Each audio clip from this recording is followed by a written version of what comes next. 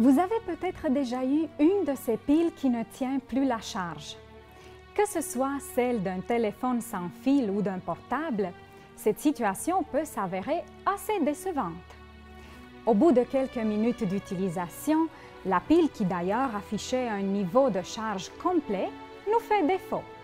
La conversation se coupe ou nous risquons de perdre le document sur lequel nous sommes en train de travailler.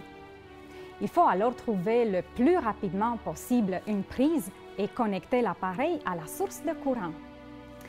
Je vous invite à rester avec nous. Avec mon invité d'aujourd'hui, nous allons voir pourquoi et comment pouvons-nous être en tout temps connectés à Dieu.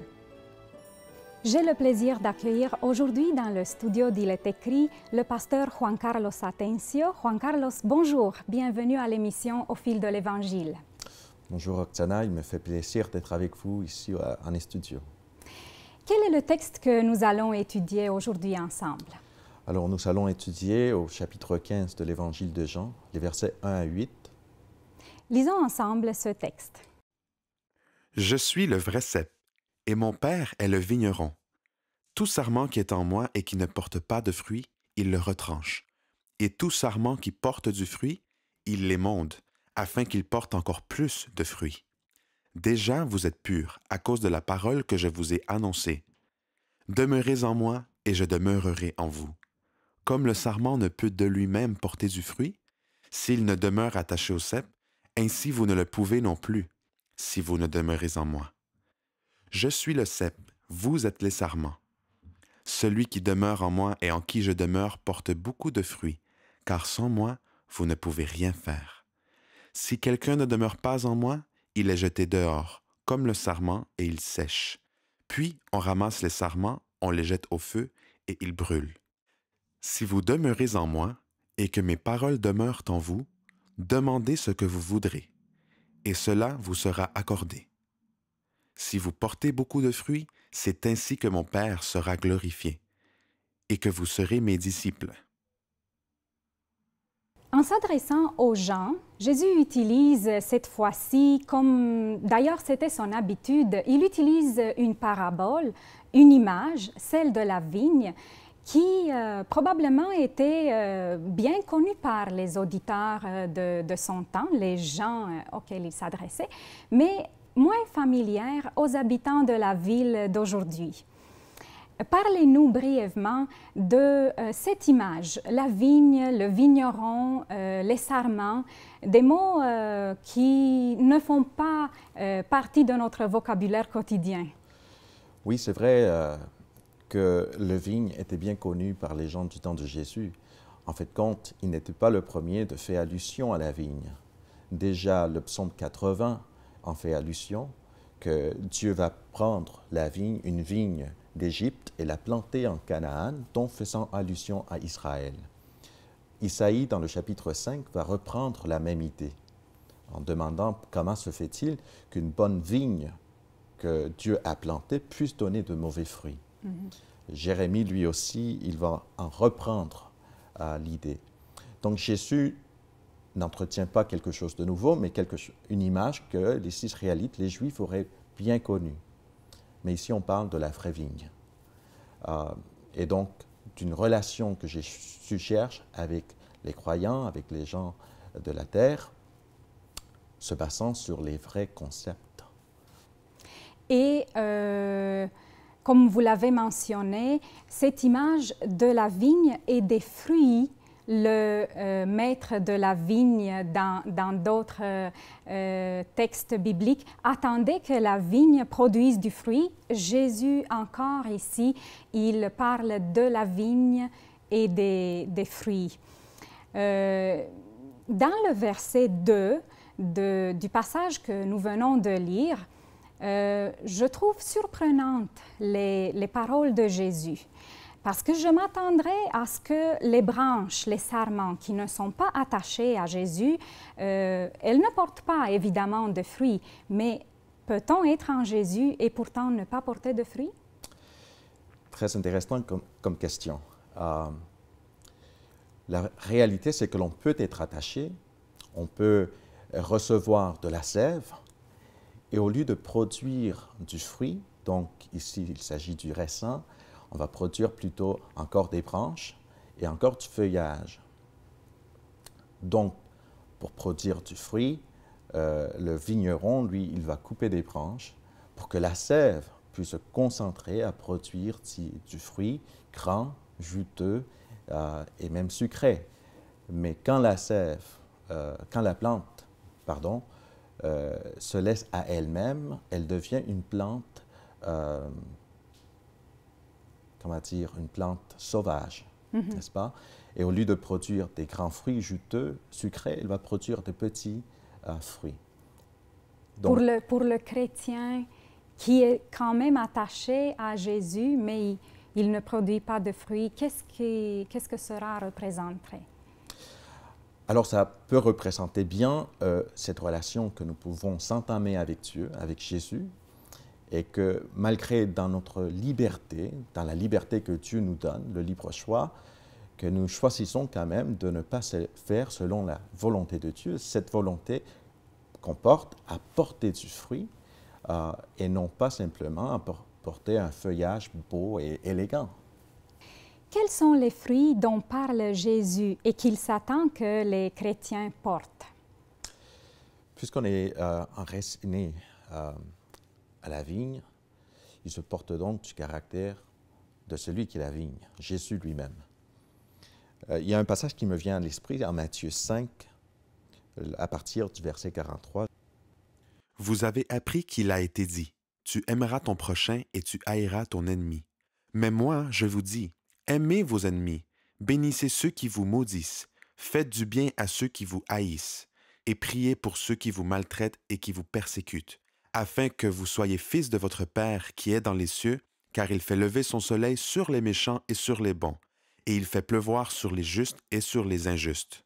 Alors, on parle du caractère de Dieu exemplifié dans nos vies à nous, puisqu'on est branché à la vigne, Jésus lui-même. Il y a un autre passage dans Galates 5, 22, où on parle du fruit de l'esprit. Et là, on va énumérer quelques-uns, tels que l'amour, la patience, la bénignité, la joie, et bien d'autres, la paix, et bien d'autres qui nous rappellent quel est le caractère de Dieu, un Dieu d'amour. Donc, porter du fruit pour Jésus veut dire quoi? Porter ce fruit d'amour envers Dieu, oui, premièrement, et aussi envers les autres. Qu'est-ce qui peut empêcher un chrétien de porter du fruit? Intéressante comme question. Je vais aller un petit peu du côté de la science de notre santé, puisque parfois on parle du cholestérol et comment il va bloquer nos veines pour que notre sang puisse être fluide dans nos veines et apporter du bon sang, oxygéné, etc., et que nous puissions avoir de la vie. Or, quand il y a trop de cholestérol, nos veines sont bloquées et nous n'avons pas le fonctionnement le plus énergétique qui soit. Donc, on va relâcher certaines choses qui portent du cholestérol, que ça puisse être des viandes engraissées ou d'autres nourritures remplies de graisse. Donc, pour que le sang puisse être purifié, puisse ruminer le cholestérol présent et nous donner la vitalité dont nous avons besoin. Si on ramène ça à notre texte, qu'est-ce qui empêche le chrétien de porter du fruit? C'est le péché. C'est ce manque de connexion entre nous et Dieu pour que sa sève, le Saint-Esprit, son amour, puisse passer par nos veines dites spirituelles et qu'il puisse nous donner les forces pour aimer, pour être remplis de paix et de bonté envers les gens autour de nous. Toujours au verset 2, Jésus dit que le Père qui est le vigneron émonde certains sarments. Mais en fait, il parle des humains. Ce sont les disciples qui sont les sarments ou les branches. Que représente ce traitement auquel le Père soumet les disciples ou les croyants? Qu'est-ce qu'il veut dire par « il les émonde pour porter plus de fruits » ? Alors, on ne parle pas d'émonder les bouts des doigts ou des bras. Non, on parle plutôt d'émonder, Jésus dit, par la parole, comme on le voit dans le verset 3. Vous êtes déjà purs. Le mot dont on utilise traduit par pur en français et dans d'autres langues, c'est le même mot qu'on utilisait dans le verset 2 pour dire émondé. Donc c'est le même mot grec. Donc on parle de la même idée. Et l'on sait que Jésus est en train de faire le lien entre le verset 2 et le verset 3 et de dire, vous êtes purifiés ou émondés par la parole, par ma parole. Et donc c'est à travers la parole du Christ que nos cœurs sont purifiés, notre cerveau avec, et que nous pouvons faire selon la volonté de Dieu. Il y a quelques textes qui me viennent à l'esprit d'après ça. J'y pense au psaume 105. Il y a le verset 11 qui nous dit « J'ai gardé ta parole dans mon cœur, j'ai serré ta parole dans mon cœur pour ne pas pécher contre toi. » Encore le psaume 105 va nous dire « Ta parole est une lampe à mes pieds et une lumière sur mon sentier. » Donc on voit la relation de comment la parole de Dieu, gardée dans notre cœur, dans notre esprit, nous aide jour à jour à être purifiés et faire cela selon sa volonté pour que nous puissions porter plus de fruits. Donc, par la parole de Dieu, nous pouvons enlever certaines choses qui sont superflues dans notre vie et qui nous empêchent de porter les fruits que Jésus attend de nous. En effet, on peut penser aussi que la sève qui devrait être concentrée à produire du fruit, elle est mal utilisée à faire du feuillage.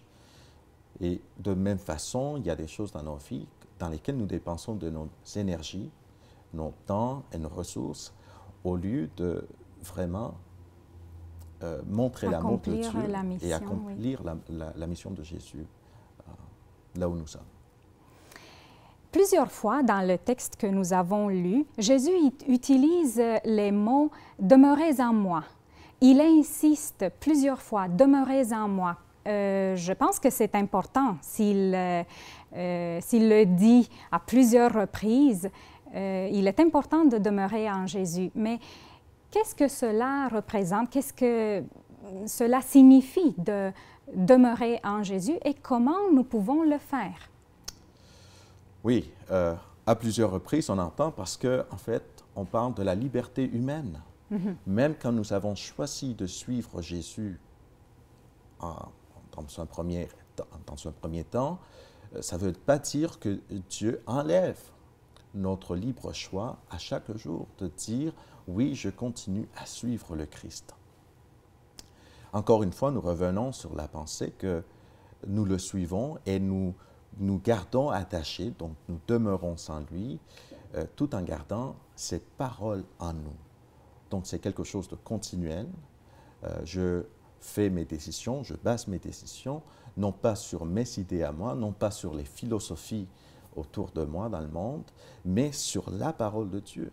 Qu'est-ce qu'il enseigne? Qu'est-ce qu'il a dit? Non seulement au Nouveau Testament, mais aussi dans l'Ancien Testament. Comment ces choses nous aident quotidiennement à prendre des décisions, que ce soit par rapport à ma profession, à la personne avec qui je vais partager le restant de ma vie, par rapport à comment je participe dans ma société. Donc c'est constant. C'est basé sur la parole de Dieu et ça nous montre qu'on a un libre choix d'aimer Dieu. Si je comprends bien, c'est donc en lisant sa parole, en méditant à sa vie, en méditant sa parole quotidiennement que nous nous assurons de rester en contact, d'être attachés à lui, de demeurer en lui. Tu sais, vous savez, vous apportez le mot de méditation, on médite sur la parole de Dieu. Très souvent, on entend parler aujourd'hui de méditer ou de la méditation et on parle de vider son esprit pour en recevoir quelque chose. Pourtant, le mot méditation dans l'hébreu, dans l'Ancien Testament, nous donne plutôt l'idée de ruminer. Vous savez, comme une vache qui mange du gazon et quelques heures plus tard, elle commence à ruminer. Elle le ramène de son ventre vers sa bouche et commence à ruminer ce qu'elle avait déjà avalé. De la même façon, la Bible nous nous engage ou nous encourage à méditer. Donc, nous passons du temps le matin, peut-être 5, 10, 20 minutes le matin, à étudier la parole. Et durant le cours de la journée, dans notre travail, quand nous avons un petit temps de penser, de réfléchir ce que nous avions étudié le matin, alors nous nous engageons dans ce travail de réflexion. Mais qu'est-ce que ça veut dire? Comment je peux appliquer dans ma vie au travail? Donc nous ruminons, nous méditons dans la parole de Dieu.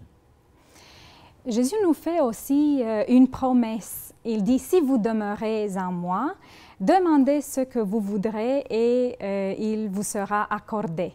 Est-ce que nous pouvons vraiment demander tout ce que nous voulons à Jésus? Il dit tout ce que vous voulez, donc oui. Même une auto sport rouge, 5 millions au loto, ou est-ce qu'il est une sorte de Père Noël, de lampe d'Aladin? On peut lui demander tous les désirs que nous avons? Alors, il y a quand même un critère que Jésus donne directement au texte. Si vous demeurez sans moi, si ma parole demeure sans vous. Donc, il y a une condition. Il y a une condition. Cette condition, c'est que notre cœur soit de plus en plus comme le sien, que nos pensées, que nos idées, nos buts dans la vie puissent refléter davantage les siens. Et donc, c'est sa promesse que nous puissions avoir les énergies et les ressources pour pouvoir accomplir sa volonté. Vous savez, il y a quelques années, j'étais étudiant en théologie et il fallait que je puisse aller visiter des églises et des personnes. Et cela me prenait une voiture. Or, je n'avais pas tellement d'argent pour une voiture, mais quand le temps est venu, je n'avais pas de questions, il n'y avait plus de possibilité que je fonctionne sans voiture. J'ai fait quelques coups d'appel et on a réussi avec ma mère à trouver une voiture pour 1500 $. Et plus tard, une madame m'a donné une enveloppe pour m'aider à payer ma voiture. Et dans l'enveloppe, il y avait 500 $. Donc finalement, de ma poche ou de mes prêts étudiants, j'ai dû y mettre 1000 $. Et la pensée qui m'est revenue à l'esprit, c'est « Seigneur, je veux travailler pour toi. Ça me prend un bien matériel. Et pour faire ce travail, tu m'as donné la voiture précise pour que je fasse ton travail. » Et j'y crois que lorsque nous nous engageons en tant que disciples du Christ à faire sa volonté, il pourvoira à nos besoins pour que nous puissions être la lumière, le sel qu'il nous demande d'être sur terre. Mm-hmm. Et en fait, en demeurant en lui, nos désirs sont raffinés et nous allons demander plus en accord avec sa volonté, avec ce que lui, il demanderait. Et c'est en fait, je crois, des demandes altruistes, des demandes toujours non pour nous-mêmes, pour nos désirs égoïstes, mais pour servir aux autres. Tout à fait. Qu'est-ce qu'il veut dire, Jésus, quand il affirme que, séparés de lui, nous ne pouvons rien faire? Je pense que l'humanité a connu quand même ou a fait de grandes réalisations, et même des gens qui se sont déclarés athées ou qui n'ont pas eu de place pour Dieu dans leur vie. Mais Jésus dit, vous ne pouvez rien faire sans moi. Est-ce qu'il y a une contradiction ici? Il semblerait d'avoir des contradictions avec nos vies quotidiennes, de ce que l'on peut témoigner autour de nous et des grands accomplissements de la race humaine au cours des années, de l'histoire.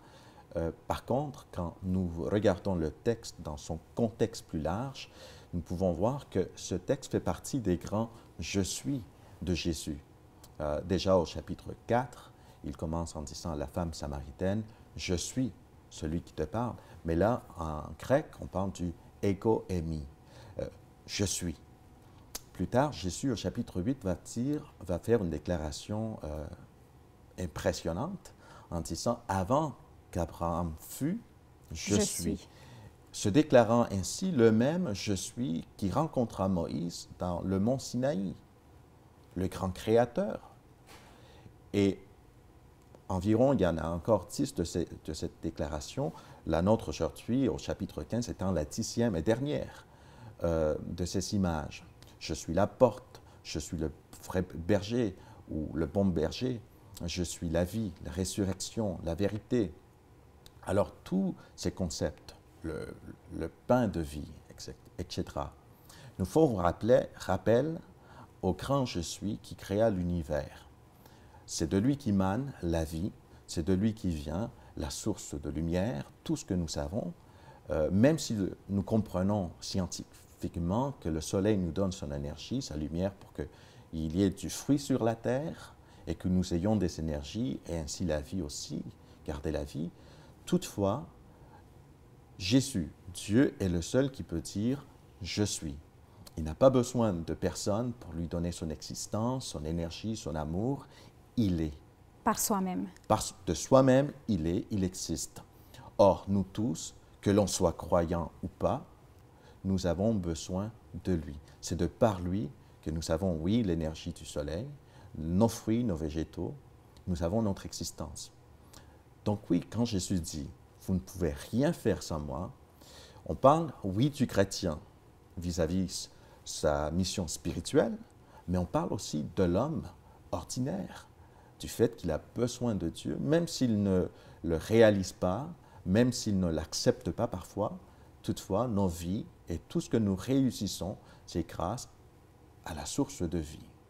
C'est intéressant parce que j'aurais pensé que c'était plutôt du côté spirituel que Jésus parlait et que dans cette vie terrestre, quotidienne, nous pouvons quand même nous débrouiller tout seuls, mais c'est dans le domaine spirituel que nous ne pouvons rien faire sans Jésus. Mais je vois que, en fait, par ce que vous venez de dire, nous dépendons totalement de lui, même pour la vie terrestre, pour tout ce que nous accomplissons. Oui. Quelle est la promesse que nous fait Jésus à travers cette parabole? Alors, je trouve que c'est une belle parabole.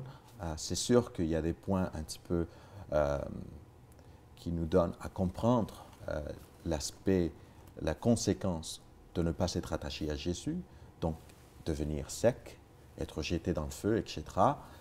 Mais c'est plutôt une promesse, une belle promesse de vie. Aussi longtemps que nous choisissons de demeurer en Christ, voilà, lui, il veut nous donner la vie. Un petit peu plus tôt dans l'évangile de Jean, le chapitre 10, le verset 10, nous lisons qu'il est venu nous donner la vie, et cela en abondance. Donc, pour nous, des êtres humains qui cherchons à être joyeux, à être heureux, à être remplis d'amour et de vie, Jésus nous donne la plus grande promesse qui soit, c'est-à-dire d'être attachés à lui et de recevoir toutes ces bénédictions de façon que nous puissions aimer nos épouses, nos enfants, nos voisins, même ceux qui nous font du mal. Alors je trouve que c'est une très belle promesse à ne pas manquer. Et aussi, Jésus ne nous demande pas seulement de porter du fruit, il n'a pas seulement une attente envers nous, mais il nous donne aussi les moyens, parce qu'en utilisant cette image de la vigne, il nous promet qu'en restant attachés à lui, nous allons pouvoir porter ces fruits par tout ce qu'il met à notre disposition. Mais par rapport au verset 8, à quoi servent les fruits qu'il attend de nous? Est-ce qu'il faut faire de bonnes actions pour montrer à Dieu que nous sommes bons, que nous méritons d'entrer au ciel? À quoi servent exactement les fruits? Alors, c'est vrai que très souvent, les traductions traduisent « Si vous portez beaucoup de fruits, c'est ainsi que mon Père sera glorifié et que vous serez mes disciples ». La traduction donnerait à comprendre que lorsqu'on porte fruit, alors on devient des disciples. Toutefois, l'original en grec nous donne la possibilité, et dans le passé en fait compte, si vous êtes devenus mes disciples, on pourrait presque traduire, vous porterez des fruits. Donc c'est la conséquence de notre union avec Dieu par laquelle nous pouvons porter ce fruit. Comment porter du fruit quand nous ne sommes pas attachés? Il a déjà dit, vous ne pouvez pas. Alors c'est la conséquence d'être attaché que maintenant je peux faire. 1 Jean au chapitre 4 nous rappelle cette idée en nous disant « Nous aimons Dieu parce qu'il nous a aimés le premier ». Alors, même le pardon, nous ne pouvons pas offrir le pardon à autrui si nous-mêmes, nous n'avons pas reçu déjà le pardon de Dieu. Nous ne pouvons pas offrir ce que nous n'avons pas. Exactement, exactement. Donc, c'est une belle promesse de savoir que je n'ai pas à avoir peur, que je ne produis pas, mais aussitôt que je suis attaché à la vigne, à Christ lui-même, il me donne son amour, il me donne sa grâce, et par la suite, je pourrai en produire et en passer à d'autres personnes. Ça reste toujours un choix libre, mais j'aurai de quoi donner aux gens autour de moi. Je ne devrais pas faire des efforts pour porter ces fruits parce que ça vient comme une conséquence, comme vous l'avez dit, de la relation avec Jésus. Tout à fait. Et en fait, l'effort, c'est de comprendre combien j'ai besoin de lui. Et beaucoup d'écrivains, de poètes et d'écrivains de cantiques nous aident à nous rappeler de cela.